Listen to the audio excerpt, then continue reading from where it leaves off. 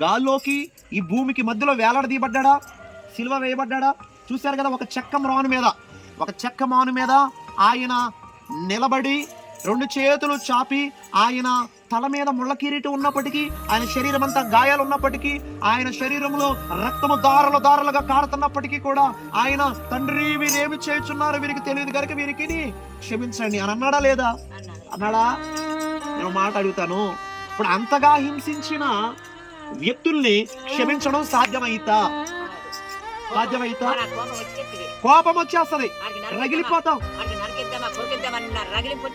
అది సరైన మాట మాట్లాడు. అవునా? వాడిని నరికేద్దామా, వాడిని కొట్టేద్దామా అన్నట్టుగా ఆలోచిస్తాం. అవునా? కానీ యేసయ్య మాత్రం ఏమన్నాడు తెలుసా? వీళ్ళు ఎవరితో మాట్లాడట్లా, వీళ్ళందరి గురించి తండ్రికి ప్రార్థన చేస్తున్నాడు. ఎవరో తెలుసా? అయ్యా, తెలుసో తెలియకో వీళ్ళు నన్ను కొట్టి హింసించి చంపేస్తున్నారు.